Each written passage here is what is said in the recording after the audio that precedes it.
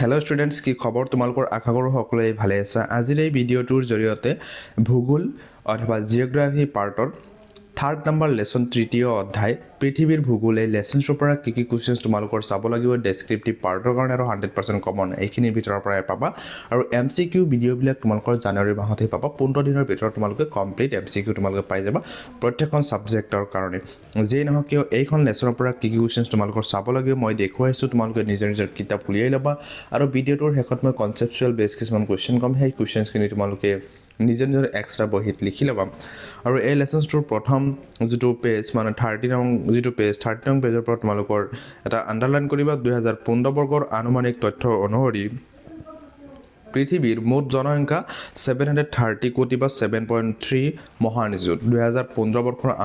আনুমানিক তথ্য অনুসৰি পৃথিৱীৰ মুঠ জনসংখ্যা কিমান? 730 কোটি বা 7.3 মহানিযুত। তাৰপিছত তোমালোকৰ নেক্সট পেজ উলিয়াই ল'বা। নেক্সট পেজৰ পৰা তোমালোকৰ চাব লাগিব যে পান্থালাছা কাক বোলে তোমালোকে আণ্ডাৰলাইন কৰিবা। পেঞ্জিয়াৰ চাৰিওফালে আগৰি থকা জলমণ্ডলটোক পান্থালাছা বোলা হয়। পেঞ্জিয়াৰ চাৰিওফালে আগৰি থকা জলমণ্ডলটোক পান্থালাছা বুলি কোৱা হয়। তাৰপিছত 34 নং পেজ উলিয়াই ল'বা। 34 নম্বৰ পেজ ইয়াতে যিটো দিয়া আছে প্ৰশান্ত মহাসাগৰৰ পৰা তোমালোকৰ আণ্ডাৰলাইন কৰিব লাগিব। প্ৰায় 165 নিযুত বৰ্গ কিলোমিটাৰ মাটিকালিৰে প্ৰশান্ত মহাসাগৰ পৃথিৱীৰ বৃহত্তম মহাসাগৰ। এইটো আণ্ডাৰলাইন কৰিবা। প্ৰায় 165 নিযুত বৰ্গ কিলোমিটাৰ মাটিকালিৰে প্ৰশান্ত মহাসাগৰ পৃথিৱীৰ বৃহত্তম মহাসাগৰ। এইটো তোমালোকে আণ্ডাৰলাইন কৰিবা। তাৰপিছত তোমালোকৰ নেক্সট চাব লাগিব 35 নং পেজৰ পৰা তোমালোকৰ চাব লাগিব প্ৰশান্ত মহাসাগৰৰ গড় গভীৰতা কিমান? তোমালোকে লিখিবা 5000 মিটাৰ। তাৰপিছত তোমালোকৰ প্ৰশান্ত সাগৰৰ সৰু ডাঙৰ কমেও 20,000টা সামুদ্ৰিক দ্বীপ আছে। তোমালোকৰ কুৱেশ্যন আহিব প্ৰশান্ত মহাসাগৰৰ সৰু ডাঙৰ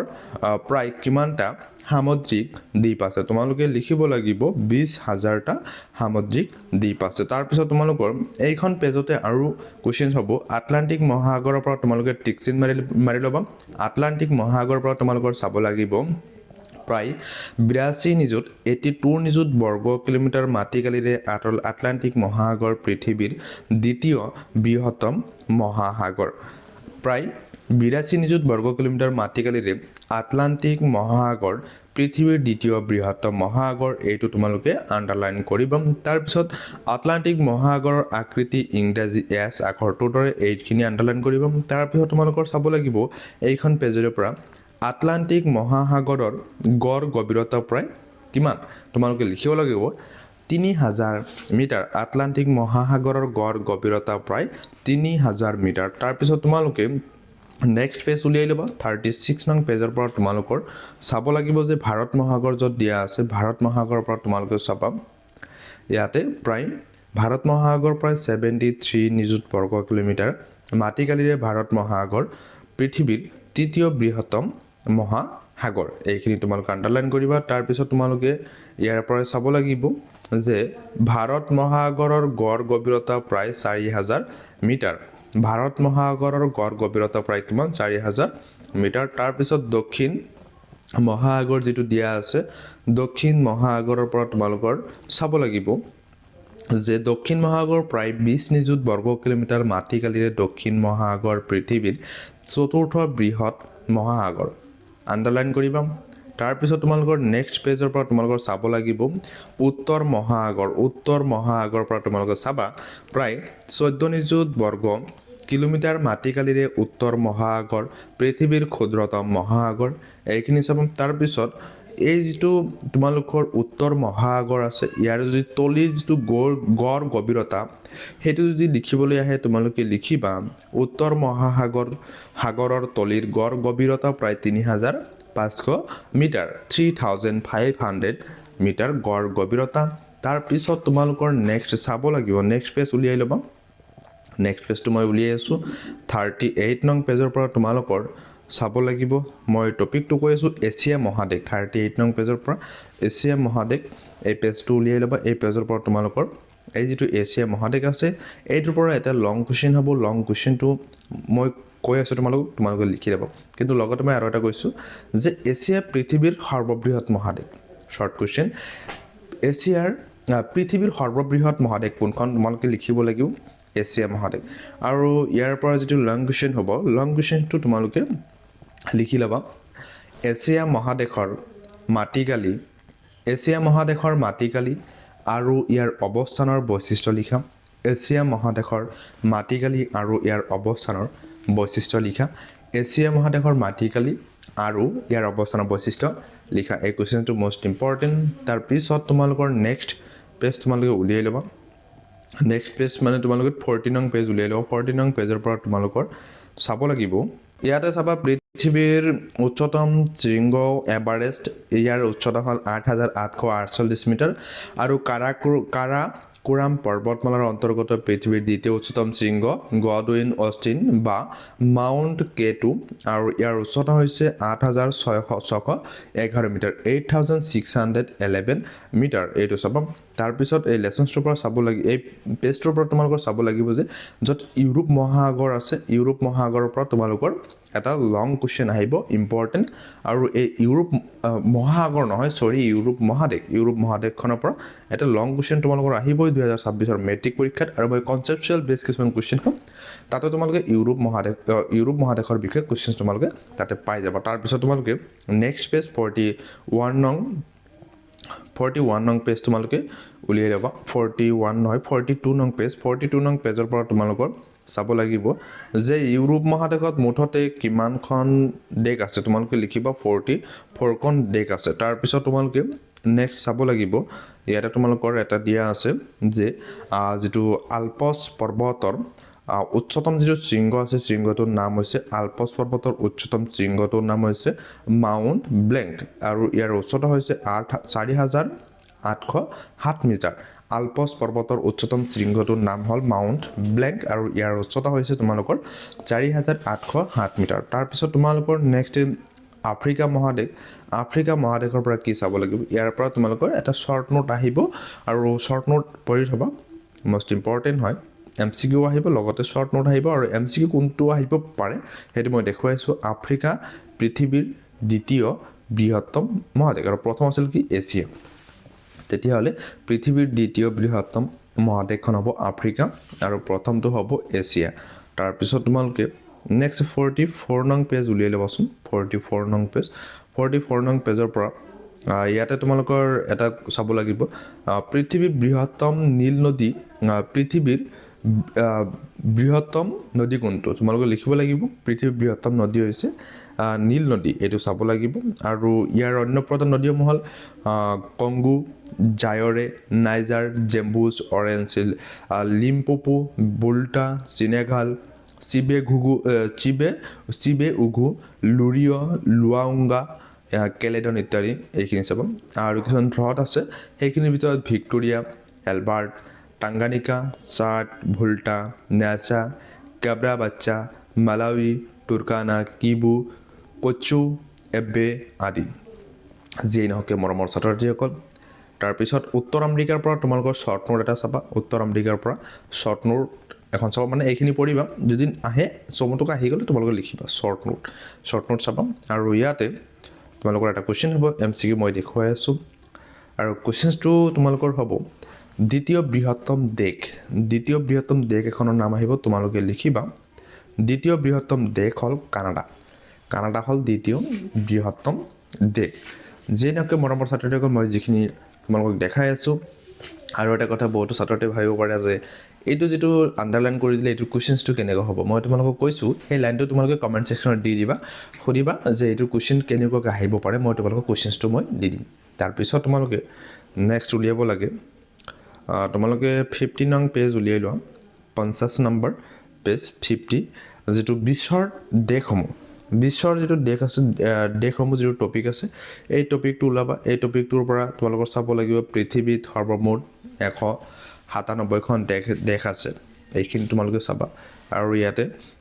যেটো দিয়া আছে ইয়াৰ ভিতৰত মাটিকালি হিচাপে বৃহত্তম দেশ হ'ল ৰাছিয়া আৰু ক্ষুদ্ৰতম দেশ হ'ল ভেটিকান সিটি আনহাতে জনসংখ্যা হিচাপে আটাইতকৈ জনবহুল দেশ হ'ল চীন আৰু আটাইতকৈ কম জনসংখ্যাৰ দেশ হ'ল ভেটিকান সিটি আকৌ বিশ্বৰ মুঠ দেশৰে 51খন 51খন এছিয়াত ইউৰোপত 44খন আফ্ৰিকাত 53খন 53খন উত্তৰ আমেৰিকাত 23খন 23 দক্ষিণ আমেৰিকাত 12খন ওচেনিয়া মহাদেশত 14খন ৰাষ্ট্ৰ আছে যেই নহওক মৰমৰ ছাত্ৰ-ছাত্ৰীসকল আৰু ইয়াতেতো তোমালোকৰ কমপ্লিট বস্তুখিনি মানে ৰাজধানী দেশৰ নাম ৰাজধানী জনসংখ্যা মাটিকালি বৰ্গ কিলোমিটাৰত কিমানখিনি আছে সেইখিনি দিয়া আছে আৰু এইখিনি তোমালোকে অলপ চাবা আৰু কাৰণ এইবিলাক নাহে তথাপি তোমালোকে চাবা মৰমৰ ছাত্ৰ-ছাত্ৰীসকল যদি কিবা কি প্ৰব্লেম পাই আছা তোমালোকে কমেণ্ট ছেকশ্যনত কমেণ্টছ কৰি জনাবা আৰু মই এবাৰ কৈছোঁ আণ্ডাৰলাইন কৰি দিয়া কথাখিনি যদি তোমালোকৰ কুৱেশ্যন বনাব পৰা নাই তেতিয়াহ'লে সেই লাইনটো তোমালোকে মোক কমেণ্ট ছেকশ্যনত দি দিবা আৰু মই সেইটোৰ ওপৰত কুৱেশ্যন মই দি দিম কেনেকুৱা ধৰণৰ কুৱেশ্যনছ আহিব পাৰে তাৰপিছত তোমালোকে 59 নং পেজ উলিয়াই ল'বা 59 নং পেজৰ পৰা তোমালোকৰ কি চাব লাগিব 59 নং পেজ যিটো মূল কথা দিয়া আছে সেই মূল কথাৰ পৰা তোমালোকৰ চাব লাগিব চাবা প্ৰথম চাব লাগিব পৃথিৱীৰ মুঠ মাটিকালি 510 নিযুত বৰ্গ কিলোমিটাৰ ইয়াৰ 29% স্থলভাগ আৰু 71% জলভাগে আৱৰি আছে এইটো চাবা তাৰপিছত তোমালোকৰ চাব লাগিব 2015 বৰ্ষৰ আনুমানিক তথ্য অনুসৰি পৃথিৱীৰ মুঠ জনসংখ্যা হ'ল 730 কোটি এইটো চাবা তাৰপিছত তোমালোকৰ একেবাৰে তলৰ পৰা চাবা যিটো মূল কথা আছে পৃথিৱীৰ সৰ্বোচ্চ পৰ্বতমালা হ'ল হিমালয় ই ক'ত অৱস্থিত এছিয়া মহাদেশত এই পৰ্বতমালাৰ উচ্চতম শৃংগটো এভাৰেষ্ট আৰু ইয়াৰ উচ্চতা হ'ল 8848 মিটাৰ লগতে সমগ্ৰ বিশ্বত মুঠতে কিমানখন দেশ আছে তোমালোকে লিখিব লাগিব সমগ্ৰ বিশ্বত মুঠতে 197খন দেশ আছে মানে পৃথিৱীখনত সমগ্ৰ বিশ্বত মুঠতে 197খন দেশ আছে এই দেশসমূহৰ ভিতৰত মাটিকালি হিচাপে সৰ্ববৃহৎ দেশখন হ'ল ৰাছিয়া আৰু ক্ষুদ্ৰতম হ'ল ভেটিকান চিটি জনসংখ্যাৰ ভিত্তিত সৰ্ববৃহৎ দেশ হ'ল চীন আৰু ক্ষুদ্ৰতম দেশ হ'ল ভেটিকান চিটি তাৰপিছত তোমালোকে অনুশীলনী উলিয়াই ল'ব অনুশীলনীৰ পৰা কি কুৱেশ্যন চাব লাগিব মই দেখুৱাই আছোঁ অনুশীলনীৰ পৰা তোমালোকৰ চাব লাগিব কুৱেশ্যন নম্বৰ 1 পৃথিৱীৰ থলমণ্ডল আৰু জলমণ্ডলৰ বিষয়ে চমুকৈ লিখা এই কুৱেশ্যনটো তোমালোকৰ 2023 চনত আহিছিল তাৰপিছত কুৱেশ্যন নম্বৰ 2 চাব লাগিব মহাদেশীয় বিস্থাপন সূত্ৰ অনুসৰি পৃথিৱীৰ অৱস্থা আদিতে কেনে আছিল এই কুৱেশ্যনটো 2024 22 আৰু 2018 তিনি বছৰ আহিছিল দুটা বছৰ গ্যাপ দি কেনে আৰু 2026 কাৰণে most important 4 নং কুৱেশ্যনটো চাবা মহাসাগৰ আৰু মহাদেশসমূহৰ বিতৰণ সম্পৰ্কে চমুকৈ লিখা কুৱেশ্যন নম্বৰ 5 চাবা পৃথিৱীৰ থলভাগৰ উপৰিভাগত থকা ভূ অৱয়বসমূহৰ বিষয়ে চমুকৈ লিখা এই কুৱেশ্যনটো তোমালোকৰ 2020 আৰু 2022 চনত আহিছিল মেট্ৰিক পৰীক্ষাৰ তাৰপিছত তোমালোকৰ 5 নং কুৱেশ্যনটো আছে 4 নং কুৱেশ্যনটো তোমালোকৰ 2020 আৰু 22 চনত আহিছিল আৰু 5 নং যিটো কুৱেশ্যন আছে এই কুৱেশ্যনটো তোমালোকৰ অনলি 2019 চনত আহিছিল তাৰপিছত 6 নং কুৱেশ্যনটো চাবা 6 নং কুৱেশ্যনটো তোমালোকৰ আহিছে 2020 HSLC exam 2020, 2023, 2024 most important question 2026 চনৰ মেট্ৰিক পৰীক্ষাৰ কাৰণে তাৰপিছত তোমালোকৰ নেক্সট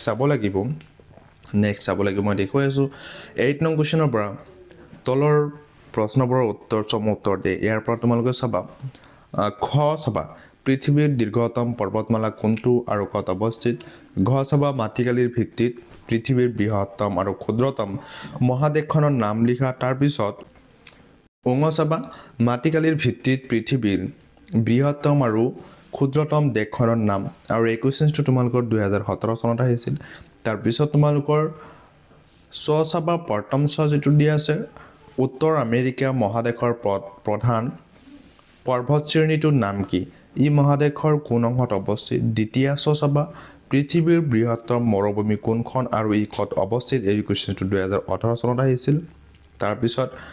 নেক্সট চাবা এছিয়া মহাদেশৰ দুখনকৈ উত্তৰ দিশলৈ প্ৰবাহিত আৰু পূব দিশলৈ প্ৰবাহিত নদীৰ নাম লিখা আৰু চমুটুকাৰ পৰা তোমালোকে চাবা প্ৰথম পেঞ্জিয়া তাৰপিছত তোমালোকে চাবা ওচেনিয়া মহাদেশ তাৰপিছত তোমালোকে চাবা আফ্ৰিকা মহাদেশৰ চাহসমূহ তাৰপিছত নেক্সট তোমালোকৰ পাৰ্থক্য চাব নালাগে পাৰ্থক্য আজিকালি নাহে 11 নং কুৱেশ্যনৰ পৰা তোমালোকে চাবা MCQ যিখিনি দিয়া আছে পৃথিৱীৰ বৃহত্তম মহাসাগৰ কোনখন আটলান্টিক মহাসাগৰ তাৰপিছত নেক্সট পেজত দিয়া আছে পৃথিৱীৰ ক্ষুদ্ৰতম মহাদেশ কোনখন এইটোৰ এনসাৰ হ'ব ওচেনিয়া মহাদেশ তাৰপিছত ফকলেণ্ড দ্বীপটো কোন মহাসাগৰত অৱস্থিত এইটোৰ এনচাৰ হ'ব আটলাণ্টিক মহাসাগৰ ঘ চাবা এছিয়া আৰু আফ্ৰিকা মহাদেশক কোনখন সাগৰে পৃথক কৰিছে এইটো লোহিত সাগৰ যিটো আছে সেই সাগৰে পৃথক কৰিছে চাবা কুৱেশ্যনটো দিয়া আছে এছিয়া আৰু ইউৰোপ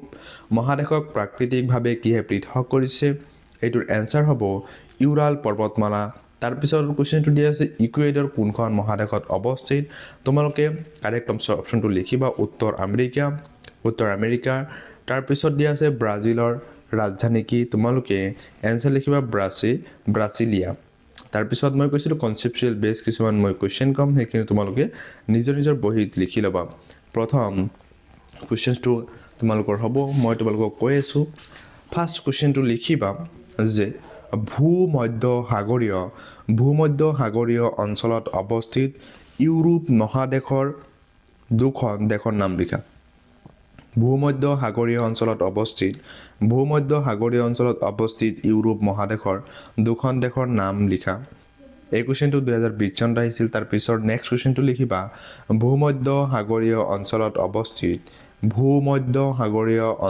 অৱস্থিত দুখন ইউৰোপীয় দেশৰ নাম লিখা এই কুৱেশ্যনটো 2018 চনত আহিছিল তাৰপিছত কুৱেশ্যনটো লিখিবা পৃথিৱীৰ বৃহত্তম মহাসাগৰ কি প্ৰশ্নবোধক দিবা এই মহাসাগৰখনৰ মাটিকালি কিমান পৃথিৱীৰ বৃহত্তম মহাসাগৰ কি এই মহাসাগৰখনৰ মুঠ মাটিকালি কিমান তাৰপিছত কুৱেশ্যনটো লিখিবা পৃথিৱীৰ সৰ্বমুঠ কিমানখন দেশ আছে সেইটোৰ লগতে লিখিবা মাটিকালিৰ ভিত্তিত পৃথিৱীৰ বৃহত্তম আৰু ক্ষুদ্ৰতম দেশ দুখনৰ নাম লিখা মাটিকালিৰ ভিত্তিত পৃথিৱীৰ বৃহত্তম আৰু ক্ষুদ্ৰতম দেশ দুখনৰ নাম লিখা তাৰপিছত নেক্সট কুৱেশ্যনটো লিখিবা চিৰিয়েল নম্বৰ 5 নং কুৱেশ্যনটো লিখিবা টেথিছ বানানটো এনেকৈ লিখিবা মিনিংটো টেথিছ সাগৰৰ উত্তৰ আৰু দক্ষিণত থকা মহাদেশীয় ভূখণ্ডৰ নাম লিখা টেথিছ সাগৰৰ উত্তৰ আৰু দক্ষিণত থকা মহাদেশীয় ভূখণ্ডৰ নাম লিখা নেক্সট কুৱেশ্যন লিখিবা 6 নং কুৱেশ্যন এছিয়া মহাদেশৰ জলবায়ু ভিন্ন হোৱাৰ কাৰণবোৰ আলোচনা কৰা এছিয়া মহাদেশৰ জলবায়ু ভিন্ন হোৱাৰ কাৰকবোৰ আলোচনা কৰা এছিয়া মহাদেশৰ জলবায়ু ভিন্ন হোৱাৰ কাৰকবোৰ আলোচনা কৰা তাৰপিছত কুৱেশ্যনটো লিখিবা ইউৰোপ মহাদেশৰ 5খন দেশ আৰু ৰাজধানী সমূহসহ নাম লিখা ইউৰোপ মহাদেশৰ 5খন দেশ আৰু ৰাজধানী সহ নাম লিখা এই কুৱেশ্যনটো 2017 চনত আহিছিল লাষ্ট এটা কুৱেশ্যন লিখিবা এই লেচনছৰ কুৱেশ্যনটো হ'ল আৰু সেই কুৱেশ্যনটো তোমালোকৰ মানে মই ডাইৰেক্ট তেনেকৈ ক'ব নোৱাৰিম মানে তোমালোকৰ যিটো south ocean Pacific ocean Atlantic ocean Indian ocean Pacific ocean হয় না এনেকুৱা এটা ডায়েগ্ৰাম এটা দিয়া থাকিব ডায়েগ্ৰামটোৰ ওপৰত তোমালোকৰ মাটিকালিৰ ভিত্তিত পৃথিৱীৰ বৃহত্তম আৰু ক্ষুদ্ৰতম মহাসাগৰৰ নাম লিখিবলৈ আহিব উত্তৰ আৰু দক্ষিণ দুয়োটা গোলাৰ্ধতে বিস্তৃত হৈ থকা মহাসাগৰৰ নাম লিখিবলৈ আহিব মহাসাগৰৰ তলিভাগৰ ভূ অৱয়ব সম্পৰ্কে চমুকৈ লিখা এনেকুৱা ধৰণৰ কুৱেশ্যনছ তোমালোকৰ আহিব যেই নহওক কিয় মৰমৰ ছাত্ৰ-ছাত্ৰীসকল যদি কিবা কি সুধিব লগা থাকে কমেণ্ট ছেকশ্যনত তোমালোকে সুধি যাবা যেই নহওক কিয় মৰমৰ ছাত্ৰ-ছাত্ৰীসকল তোমালোকে যদি এতিয়ালৈকে চেনেলটো ছাবস্ক্ৰাইব কৰা নাই তেন্তে চেনেলটো এতিয়া ছাবস্ক্ৰাইব কৰিবা লাইক কৰিবা শ্বেয়াৰ কৰিবা এইখিনিতে মই ভিডিঅ'টো সমাপ্ত কৰিছোঁ thank you S L education thank you ৱাচিং দ্য ভিডিঅ'